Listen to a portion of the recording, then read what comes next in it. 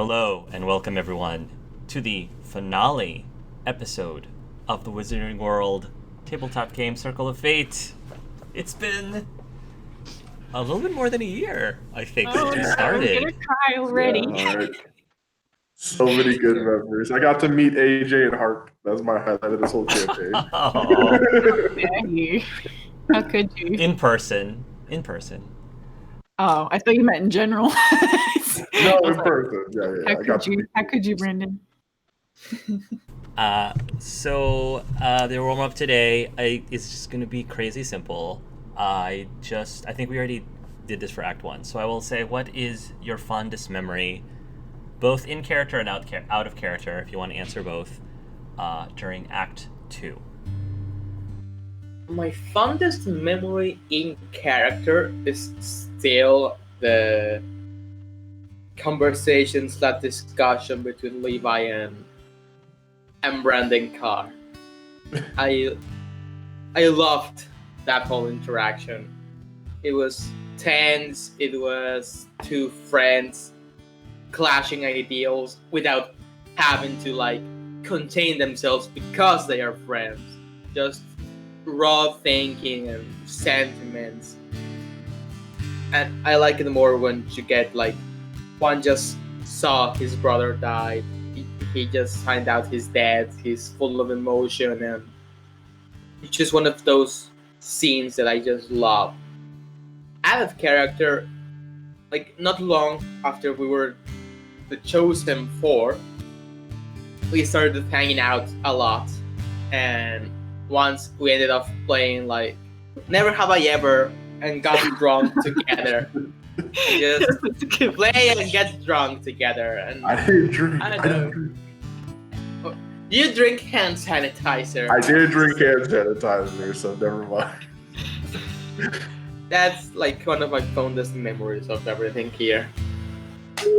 It's 15 minutes in and Jordan's already crying. It's okay. Jordan's gonna cry this whole episode. I'm ready for it. My fondest memories of playing Levi specifically was making everybody laugh. I liked just the dumb, stupid things that I don't have a specific one, but just every time I said anything, I'd look and see Clef or Jordan or Hark or AJ laughing. It would make me feel good inside. And then rewatching the premieres with them, and then everybody laughing at Levi. That's kind of what I always wanted to do when making a character for this campaign, was to get people to laugh and have a good time. So every time that happened, it always felt good. Luke doesn't do that as much, but outside of the game, though, it's definitely making this friendship that we weren't just people on this show together. We became really close friends. We talk almost every day. We play games almost every day. Now that quarantine's happening, we could talk to AJ more. Wow. And getting to meet Hark and AJ and in person was just a great experience. Just that whole few days I was there were just and then Colin too. Meeting Colin was a blast for me. I don't know if he knows how much fun I had just talking to him. It was just a great time. Glad. Well, if you come back again, there's another person you can meet too. So yes, I need to meet Brody. Hell, I have a whole list of things. Now, I think some of my favorite in-character moments were honestly when you challenged us to create characters on the fly. As ridiculous as they got sometimes, I think it was a fun break. And I went back the other night and was watching 8, and it was hilarious. And that was fun, even though it wasn't necessarily huge to the story. It was just a fun moment to be challenged, but also just work with each other off the cuff. And I think it showed how much we grew as a team and trusted each other and was able to work together. And then out of character, yes, it's I'm just gonna repeat basically what Clef and Brandon said, but it's been awesome. Whenever I joined this campaign, I had freshly watched most of Pokemon. I still need to finish it. Sorry, Pokemon people. I think I commented to Hark about how it was just so wholesome how the Pokemon crew just to me seemed like a family, and I feel like that's what I came into this wanting, and I think I got that and more. And I'm not gonna cry. You guys have been awesome. I've loved hanging out with you, and Brandon's right. Ever since quarantine, like I see these fools like 3 times a week, I think. Whether it would it's be more if I had my sitting way. on call, literally listening to Jordan talk about Dragon Age for an hour while I'm just like doing my own thing. Welcome to my world, AJ. Welcome She to my won't world. stop. Never- Everyone, she doesn't stop. Like if you We don't let even her, she play will talk for Dragon like Age. 5 hours. I really So, like Dragon yeah, Age again. Thank you, Hart, for letting me be part of this. And yes, it was awesome to come visit you. You were the most hospitable host I think I've been to in a Aw. long time. Thank you. And it's been an awesome experience. And so it's bittersweet, but today's not the end for this friendship. And that's what I'm able to hold the tears back for. Just crying, it's okay, don't worry about it. But I'm just pretty much probably gonna repeat what everybody else said, which is just like, you guys are amazing, and just like being able to meet you all, that was awesome. You know, it was, I've been on this channel for a while, and I didn't audition for Mass Effect because I was like, I'm not gonna get in, but for some reason I was like, I'm gonna do this one, and I'm so glad that I did, because the friends that I have made doing this, I think I'm gonna have for life. And it's so cool, like seeing people from other countries and like almost being able to experience the world that way.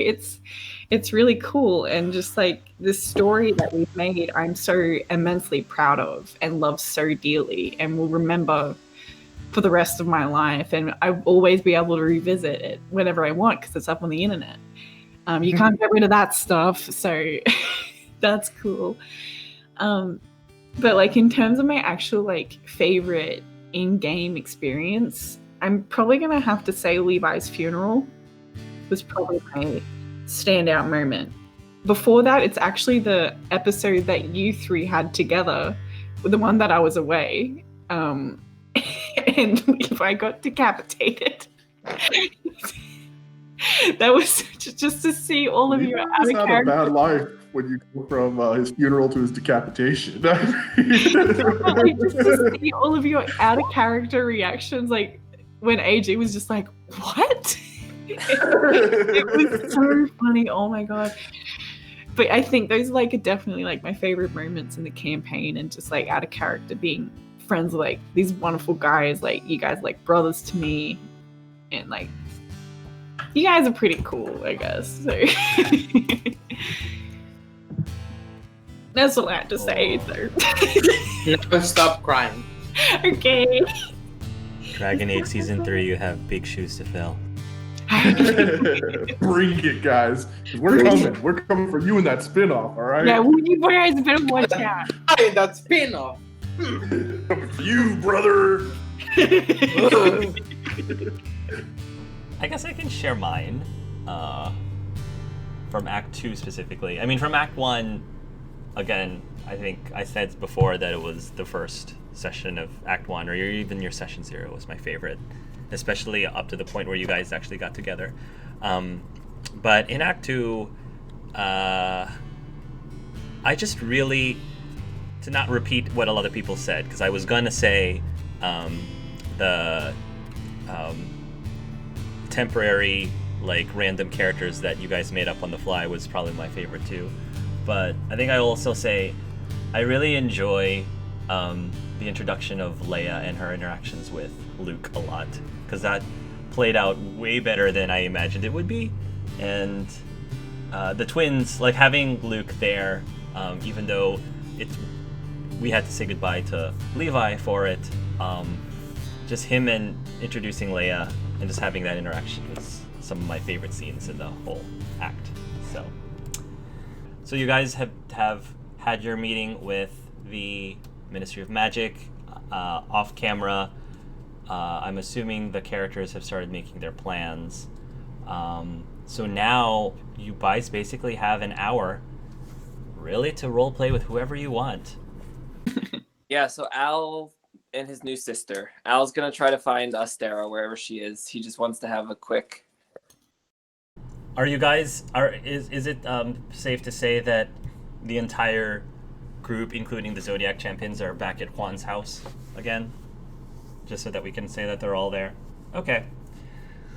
I'm gonna say that you will find Ostera outside, and I'm gonna say that she's sort of wading in the water, in the beach, and just kind of looking out. We'll say that it's relatively early in the morning,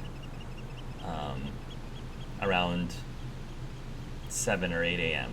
in the morning, and she's outside. Okay. If it's early in the morning, then before he walked outside, Al wakes up every day and like tries to cast a spell because he's still like thinking like, is it gonna come back? So he just tries a little like conjuration spell. And then I'm assuming it doesn't work. He goes outside. He sees Astera. He probably went outside just to clear his head. He's really nervous about all of this battle coming up, and I think still just thinking internally like he doesn't feel like he has a part, which I shared with the group out of character. So he's walking the beach, and he sees Astera, and he's just gonna kind of walk closer to the shore. And if she's within like speaking distance, he's just gonna give a simple "Hey." She'll turn to you. Hey. Fine morning. Yeah, he'll look around. It's a nice day. She will nod, and she'll take a deep breath, shut her eyes, put her face out into the sun. She says, I just love the smell of the ocean in the morning. There's just something about it that kickstarts my day, you know? He's just kind of nodding his head too, and he just kind of looks at, like maybe from up in the air, like to rate at her at this point. And he just goes, so, what's your last name? She opens one of her eyes that were shut towards you, and she says, you're suddenly curious all of a sudden, Mr. Mermont. He says, well, I just had a visit to my dad, he says, kind of questioning. Did you? Well, what a small world. I just had a visit with my dad as well. How long have you known us, Sarah? She turns to you. I know a lot of things. I've known a lot of things. What are you referring to? Us? Maybe the fact that I just found out we share a father. So you found that out. I figured it was a matter of time. All things considered, I can probably see that coming. To answer your question, probably the latter half of my life. Maybe around 12, 13, I would say. Did you know I existed? I've seen you in the papers. Your dad, of course, is not shy in front of the whatever the wizarding cameras they take photographs somehow and put them onto the newspapers. Whatever they do, I know that Rita Skeeter had a bunch of camera people. So she'll say, he's not shy around the cameras, and he certainly is not shy at talking about his son. Why didn't you say something? Honestly? Hopefully this doesn't hurt your feelings. I didn't know you. Sure, we may be related by blood, but that doesn't necessarily mean I had any obligation to reach out to someone who is essentially a total stranger to me. He'll just kind of like sarcastically laugh at that. Well, how are we supposed to get to know each other if we never get to meet? I mean, I just found out you even existed as my sister. I was raised pretty much just by my mother. She never had anyone after, well, not in the same sense of having someone permanently, at least. And I don't know, I think I was raised with the philosophy that you make your own family, and family doesn't have to be blood. the opposite could be made the truth. It could be made true as well. Just because you're blood related to someone doesn't necessarily mean you have automatic bonds or ties with that person. So I guess it just didn't really cross my mind. It was never a high priority for me. I don't know if you think that's a good thing or a bad thing. Honestly, it doesn't really matter. You see Al's face kind of maybe ease up a bit. He wasn't like super upset. He was just more like, what the heck? So he's gonna say, fair enough, he says. It's, I'm not mad at you. It came as a shock to me, and I guess I'm a curious person, and I think if I had found out and knew before you, I would have probably came to seek you out, he says. And I guess if this whole situation goes well and things calm down afterwards, I wouldn't hate to get to know you. She looks down a little bit, and you can see that she's in deep thought. Do you know what I did for a living? No? I worked a lot of jobs here and there, mostly spy work, or jobs that require that sort of skill set. And when you get into that kind of line of work, it can be super dangerous. Dangerous in the sense that, sure, you can put yourself in a lot of situations that could very well, at worst case scenario, obviously, end your life. But what's also very dangerous, at least in my experience with that line of work, is attachments, forming attachments to people. I find that if you rely and depend too heavily on people that end up becoming too close to you, that can put you at a great disadvantage and put you at great risk. And here we are, about to go into a big giant battle. Who knows how many of us are going to survive? Maybe we'll all be lucky, maybe we won't.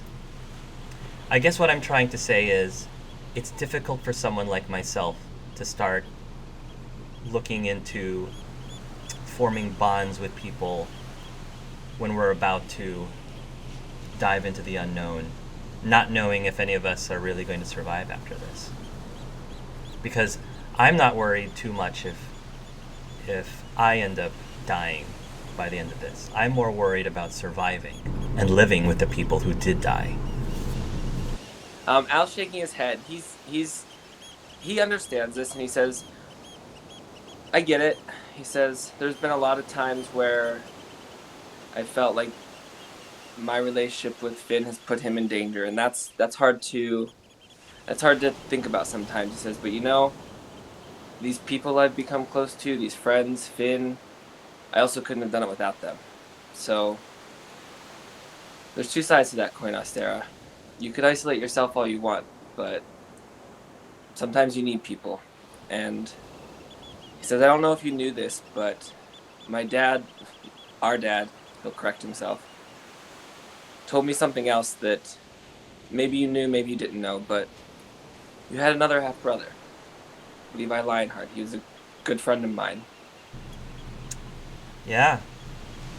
That was honestly part of the reason I was at his funeral. I guess that makes sense, he says. But, I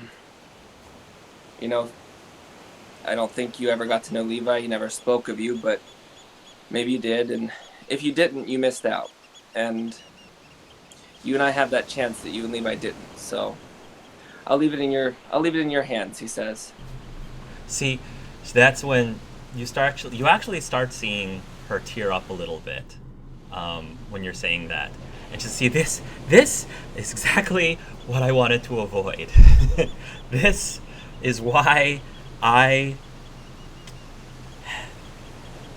almost didn't go to his funeral.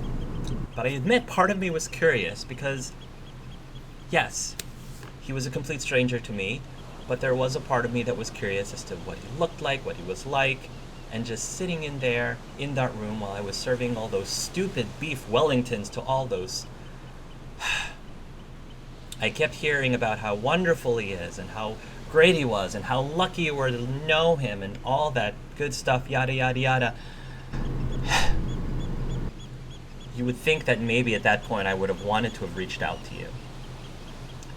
But I admit I was scared to. Because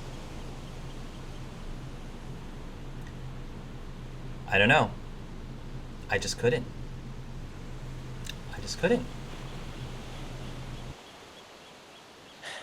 You see his face soften a bit. He goes, "It's okay," he says. We each have to deal with things in the way that we think is best for us. And I'm not questioning the way you've handled this. I know I started this by questioning the way you handled this, he says. But really, I just want you to know that I think it'd be cool if we did get to know each other better. But it's your call. He says, if you ever think you need that other side of the coin where you actually need people, I'll be here. And he says, and I'm not going to let anything with whatever happened with you and Juan, he says, that's between you guys. And he'll kind of smile. She'll take a moment and just let everything sink in. And then she'll look towards your direction and give you a small smile too. And then she says, how much do you know about kelp? You're a plant guy, right? Word on the street says. Like, I know that you're sort of under the weather when it comes to your magic right now, but I'm assuming you still know a lot about plants still. Al shakes his head. Yeah, thankfully that didn't take away my knowledge, he says. Why do you bring up kelp? So there's this really awesome variety of kelp that's about 30 minutes out and back. In that direction, she says. It's almost coral reef-like, but kelp reef-like. Do you want to check it out? Not really that great at swimming. Maybe Finn could help. He says, you know a way to get there? I do. And with that, she starts to transform back into the octopus. I had a feeling out of character that was happening. Al just kind of like, okay. And can she like talk while she's in the octopus form? She can. All right. He'll take off his shoes and maybe roll up his pant legs and just kind of walk out to the edge of the water and say, not really good when it comes to, holding my balance. So he says, I'm going to hold on tight. And he'll say, can I get on? Sure. She says, lucky for you, I have more than 2 arms now. If you want to fight all 8 of them, by all means.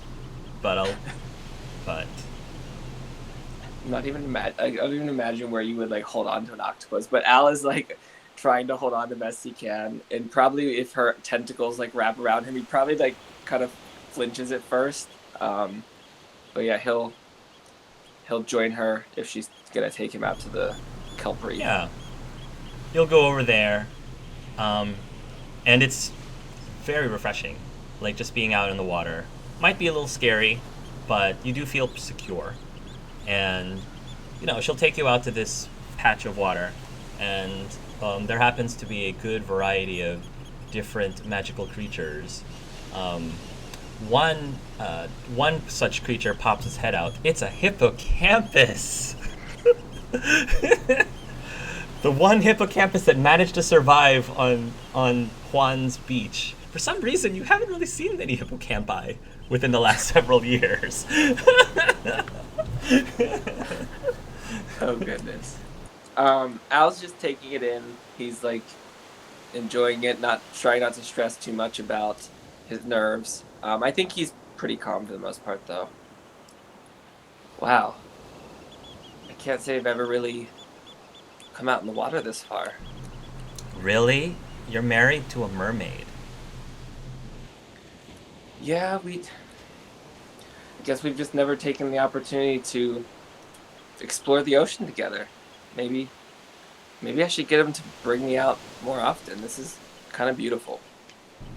You should.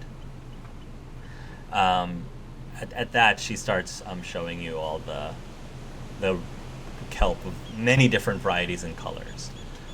You might have seen some of these in your books, but this is the first time you might have seen them in person. And sure, some people might be like, kelp, it's just kelp. But these are a very beautiful, beautiful array of colors and shapes and sizes. Yeah. Albion, if he sees anything he doesn't recognize, he might be like, oh, wait, what? Over there. Closer that way.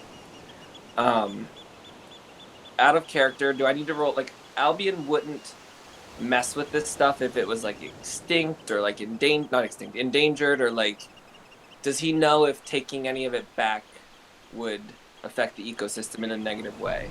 Roll in herbology. All right. As long as you keep it within reason, you can take a few handfuls of it and it's not going to make a dent in the ecosystem.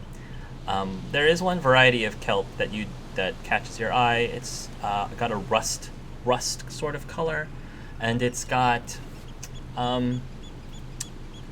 little fronds, I guess is the best is the right word for it. It's got these fronds that seem to release a gooey sap-like substance. And you remember reading about this kelp in one of your books. When you extract the whatever pus syrup, whatever you want to call it, that's coming from the fronds of these kelps, mixing it in with other herbal ingredients vastly can increase the potency of such ingredients.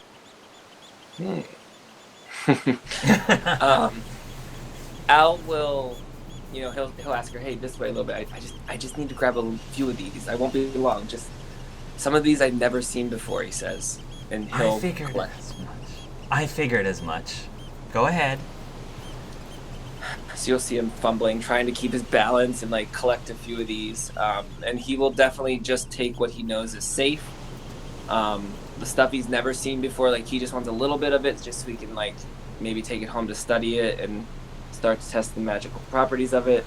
But yeah, he will definitely collect some of the rust, frond, kelp, coral, whatever it was called. Yes. He says, yes, noted. Talk to Finn. There's probably got to be like thousands of plants out here I've never seen before. Why didn't I think of this? Like I said, she says, you're married to a mermaid. You should take advantage of that. Yeah, he says, and now I guess I have a mermaid for a husband and a animagus octopus for a sister. Maybe the universe is telling me something. She kind of, two of her tentacles like shrug a little bit. Maybe it's fate. We should circle back. It's time to, before people wonder where we are. Yeah, they're probably waking up, and I know today we were supposed to talk about the plan. He says, what are you going to be doing?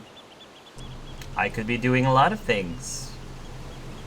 I'm pretty much just leaning on whatever you guys think is best. I'll see what I can do from there. He'll shake his head. He says, I don't think Stonehenge is near water, so I don't know if your octopus form will come in handy, but I'm sure you'll find a way to be useful. I have many hands that come in handy. Oh?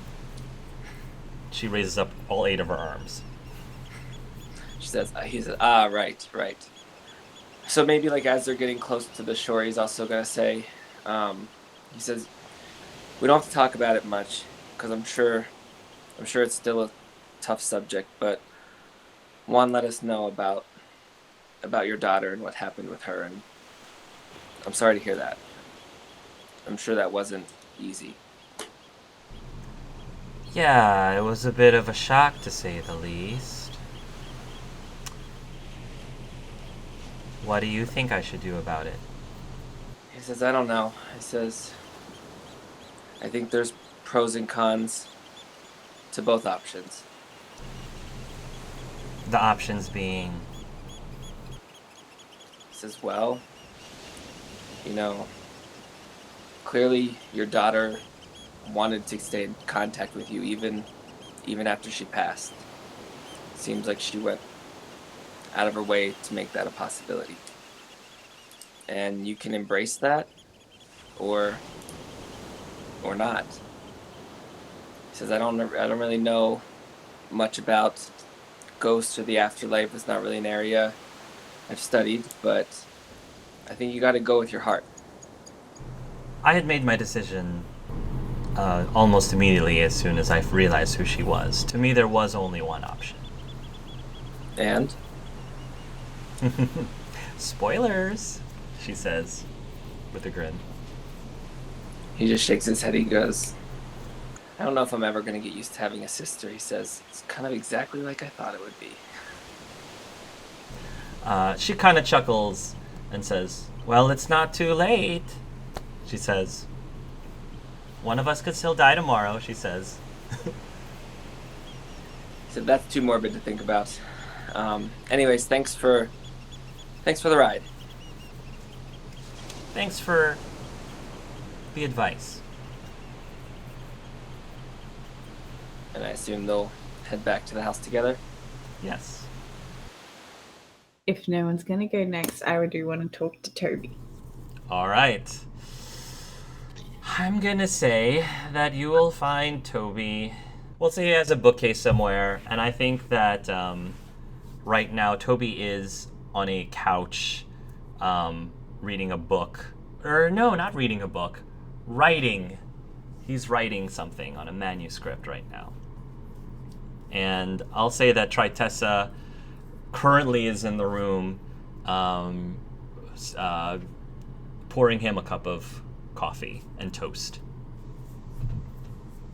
She knocks on the door frame. Hey, Tritessa says as she looks up, and Toby, you're used to this by now, but when he looks up and sees you, he sort of shudders a little bit. It's something that's uncontrollable.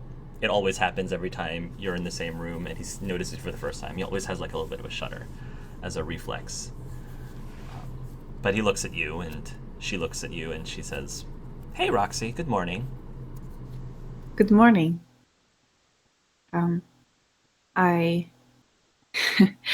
I won't take up too much of your morning. I just wanted to say something before we all go and fight.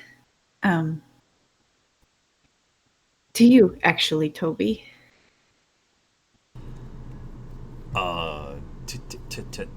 To me, he says as he pulls back a little bit, and Tessa notices too, and she turns back towards Roxy and says, do you want me to get you something, Roxana? She says, and when she does that, she sort of like, moves her head towards the door. No, that's quite all right. And she like looks really quite shy because she hasn't spoken to him properly in years. And she's just kind of like, I just wanted to say, and I know this might not mean much to you, but in case one of us dies in this battle, I just wanted you to know that your friendship, while I hid it, was very special to me. And even now, I still cared about you a lot. And I love you very much. And I wanted to say that in case the worst happens. And that's all I wanted to say.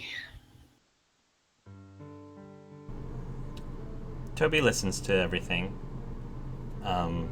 He closes the notebook that he had been writing in, and he sort of puts the notebook down. And then he says, Tritessa, and I have talked about this before.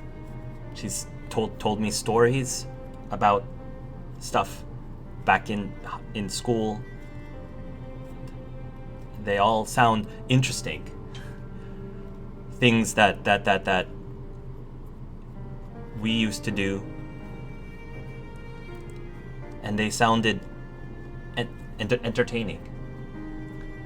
I used that material in some of my books that I've written, but I don't remember any of them.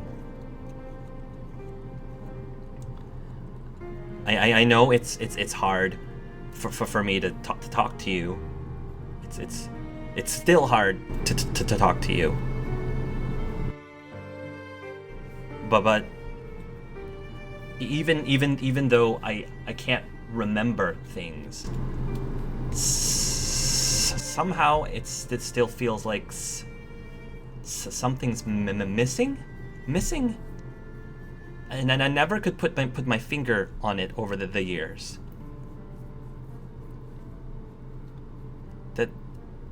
Does that make sense? He asks.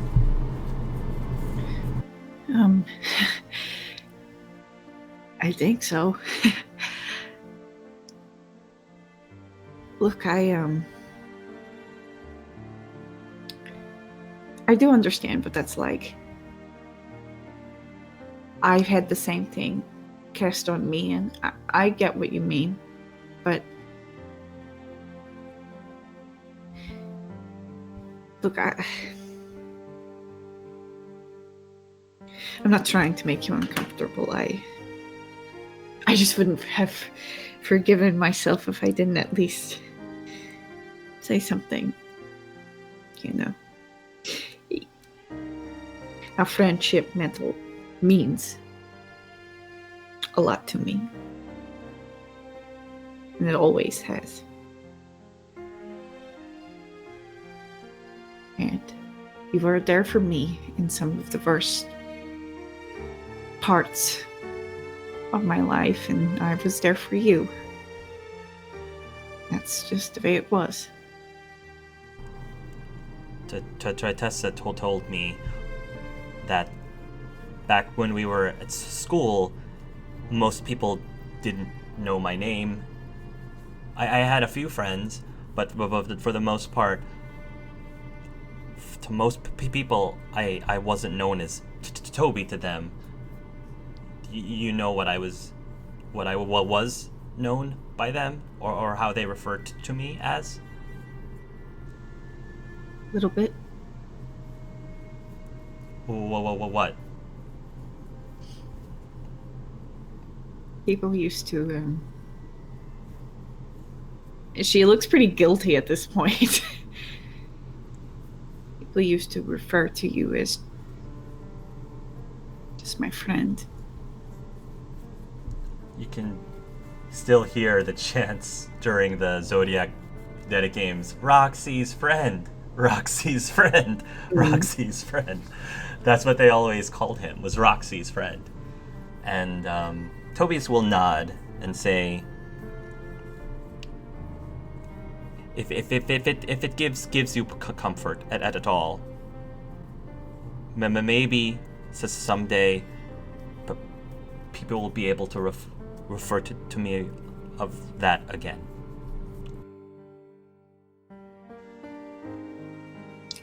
She starts crying, and just like as she's crying, she's like, "Sorry, could you excuse me for a minute?" And she'll actually like kind of turn away from them for a minute and like wipe her eyes and compose herself. And we'll turn it back around and sniffle a bit. I would like that very much. Sweetheart, can you excuse us? Tritessa says to Toby, and Toby will nod, and he'll grab his cup of coffee and start to take a sip. And Tritessa will look towards Roxana's direction, and she'll like sort of make a motion to talk to you privately. Yeah, she'll follow her. You okay? She asks. Yeah. Yeah, I'm alright. Look, she says, I know that you and we haven't really talked that much. Even even back at school, I think I could probably count in one hand, how many conversations we actually had. But I at least wanted you to know that ever since what happened back during the war with Toby, I have been trying to work with him to remember. You in particular. I appreciate that.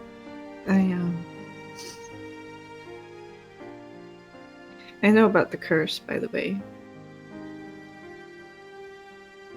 I know that Juan and Albion still know it. And I just gotta ask.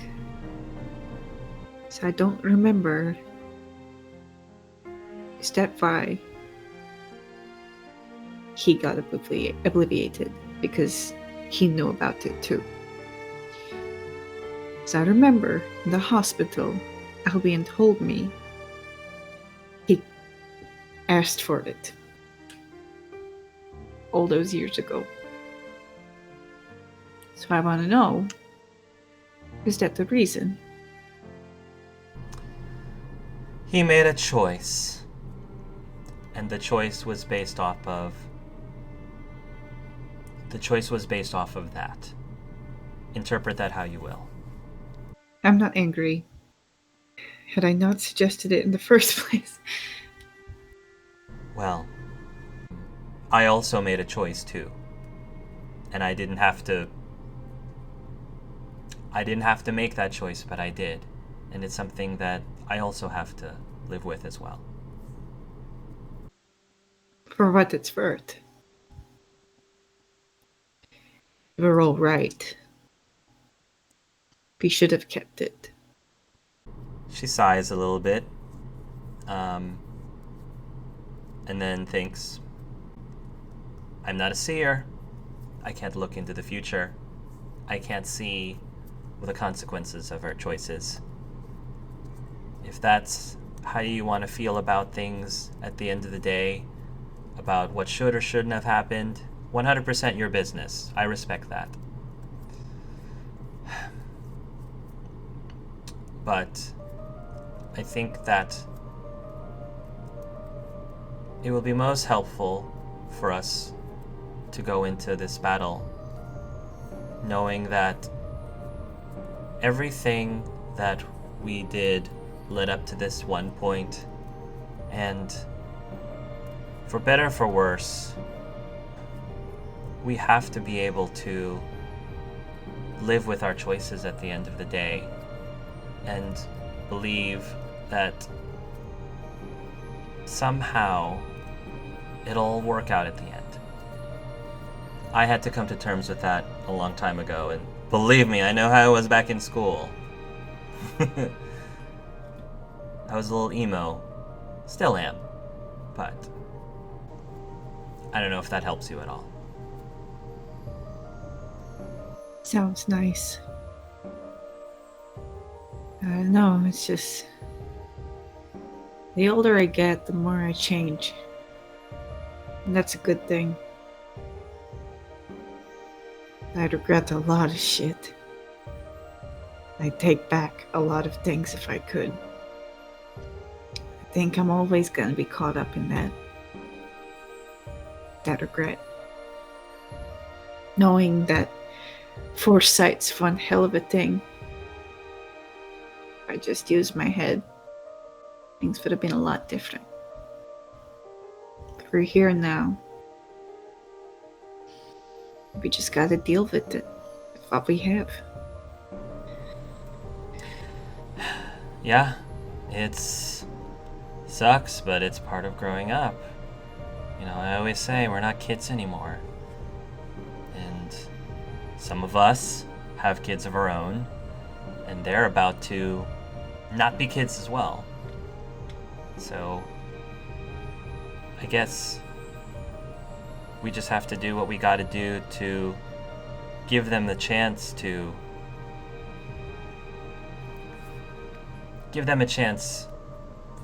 put themselves in a better situation than we are in right now for ourselves. Yeah. And hey, I'm sorry there wasn't many phone calls over the years. I just thought it was better if I stayed away, you know. I recognize what your friendship meant to you. And I hope that you know that over the years, even though I am his wife,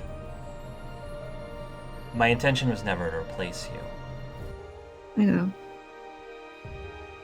I spent a lot of high school needing Toby. You know, a very wise person once said to me that maybe it's not Toby that needs you, but you that needs Toby. Who said that? She says. She asks. I said that, actually. Of course, it would be coming from Levi, wouldn't it? But it was the truth. Of course. It was the truth. And over all these years, all the shit, you know, that's one person I wanted to talk to was Toby.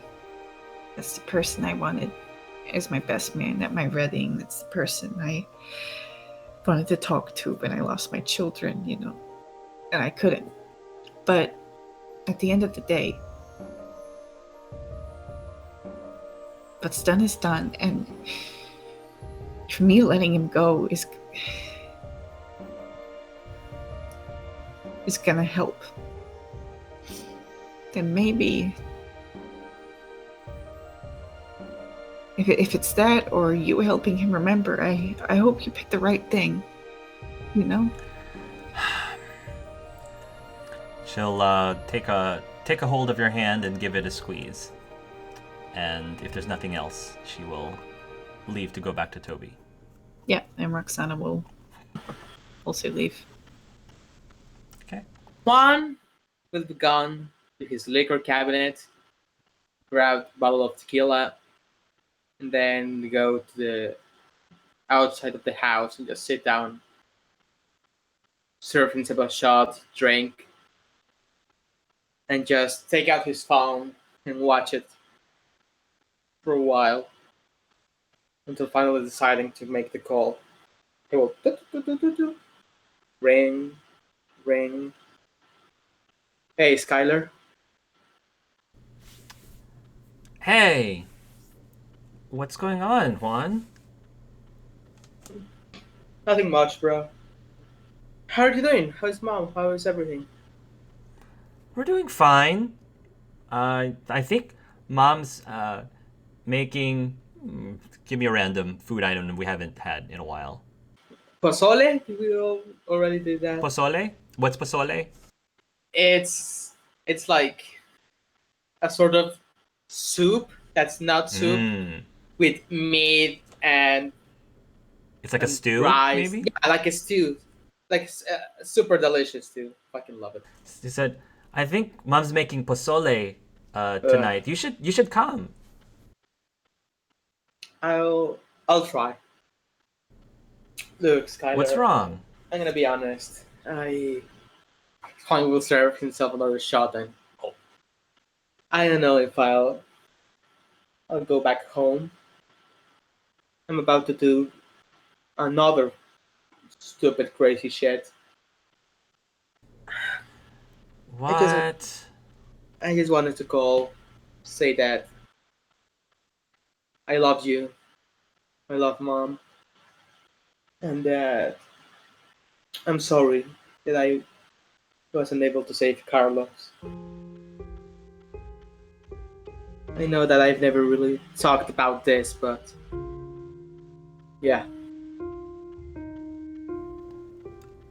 Juan, why are you apologizing about that? What happened to Carlos? You know that wasn't your fault, right?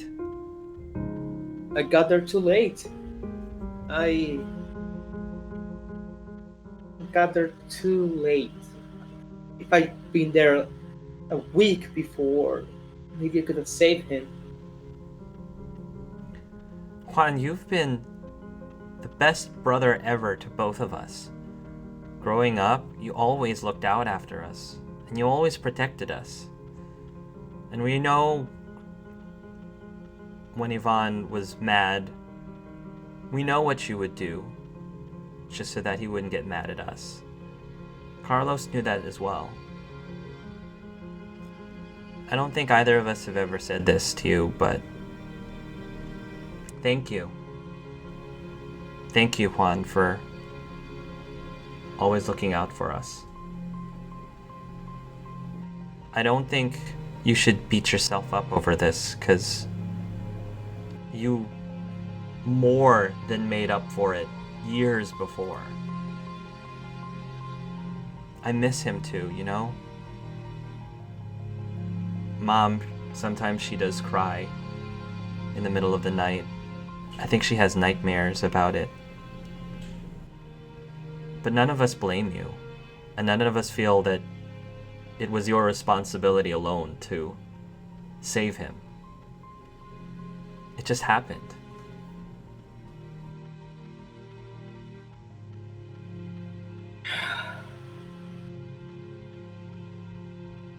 Just wanted to call, say I love you.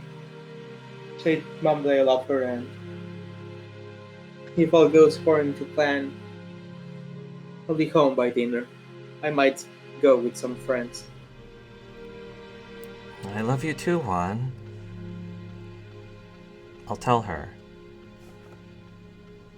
Juan will hang up, serve himself another shot, and just look at the sky. Well, Carlos, if you're watching, I'm gonna do this for you. And if I go back today, I've done so many things bad in my life.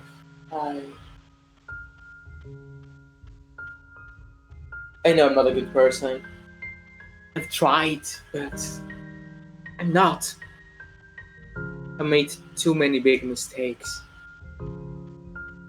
You know, I always wanted to have a family, my own family. A wife, a daughter, a son. Being back home with mom. Have a cozy family dinner. But I lost you. After that, I couldn't go back. I can't really see mom without remembering that I failed her. I know that what Skylar says is probably true. Just can't shake the feeling that I could have done more. I've always could have done more, and I never did. I had the opportunity. I had a daughter, have a relationship. I guess I wasn't cut up for this. For the life that I wanted. I probably won't be seeing you or Levi when I die. If heaven is real, then so is hell, and I don't even want to imagine how my son looks, how my soul looks right now, and how it's going to look after today. If you're hearing this, I just want you to know that I love you. Okay. He will take the bottle. I think I'm done drinking. He will smash it in front of him. It's payback time. And he will go back inside. You're gonna come into the kitchen. You can see that someone is cooking something, possibly for dinner. Based on the smell, whoever is doing it is putting in way too much garlic. You can tell. You can tell whoever's doing it is an amateur cook compared to you. And you go into the kitchen, probably to put whatever stuff away. And Austera is actually there cooking. And she seems to be struggling with a jar of some sort. And she's like, how in the world do these muggles handle these things? Ah! And then she starts to take out her wand. And she says, Aloha Mora. And then the jar, opens. Ha! That works. And then she opens it. Don't you think that's a little bit of an overkill?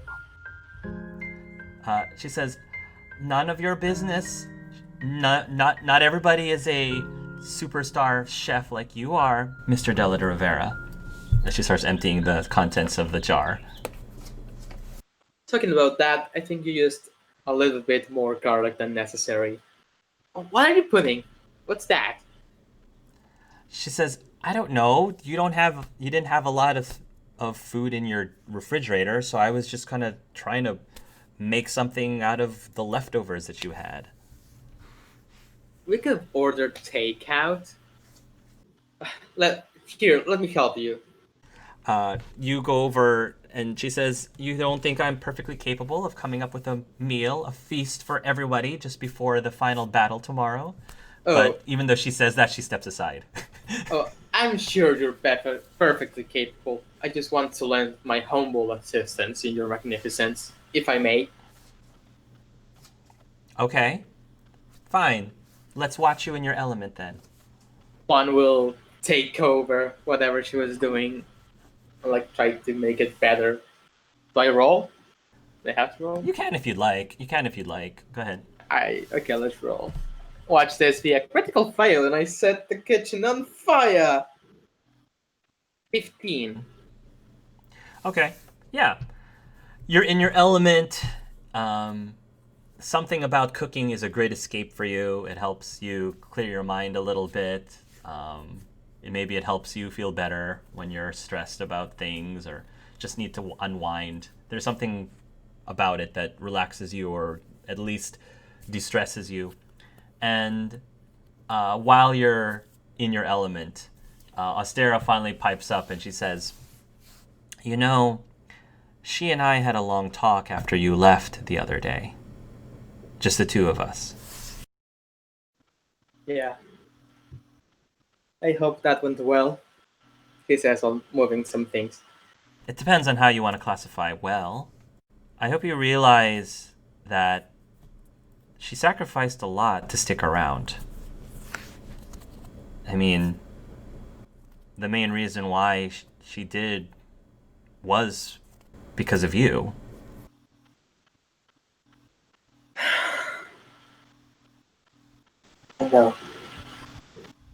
I know.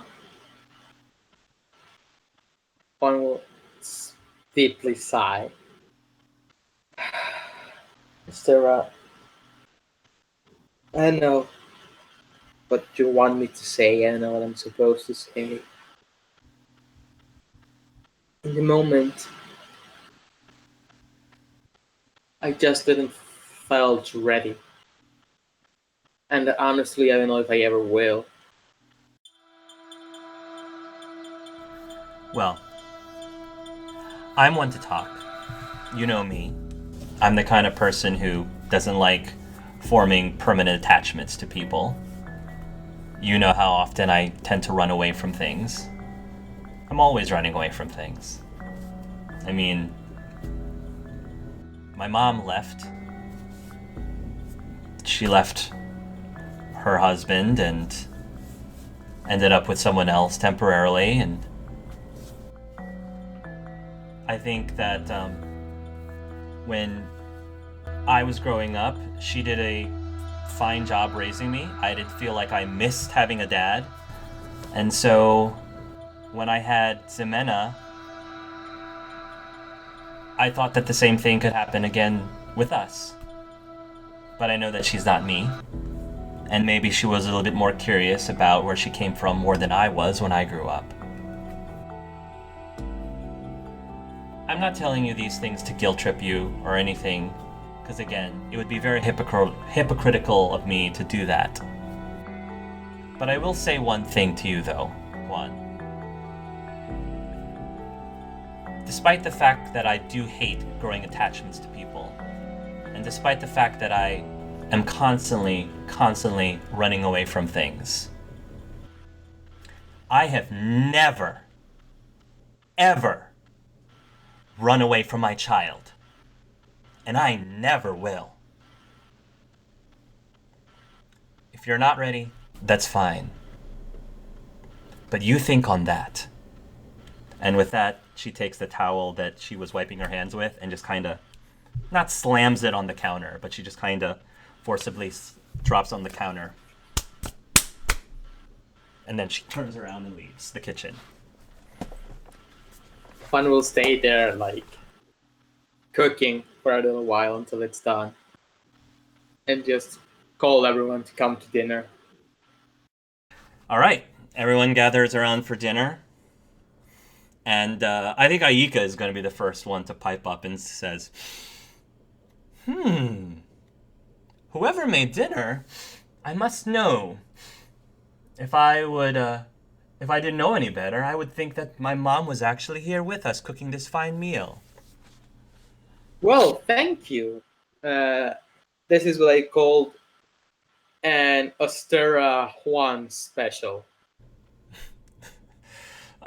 At that, Ostera snorts a little bit. And Naila looks down at the plate and she says, "It does smell really good, Juan." Thank you. Now, Juan will begin like setting the table and putting plates in front of everyone. The doorbell will actually ring just before. So I don't know if you want to answer it or you want to ask somebody else to answer it. It's up to you. Juan will be, my house, I'll get it. I'll go to the... You'll go over to the door, you'll open it, and there is behind it a tall man dressed in a suit, a grayish suit. He has a pair of blue tinted sunglasses, and he has this relatively long but tied into a ponytail hair with dreads. Excuse me? Hey, it's Juan, right? Yes, I am. And you are... It's Rodney? No way.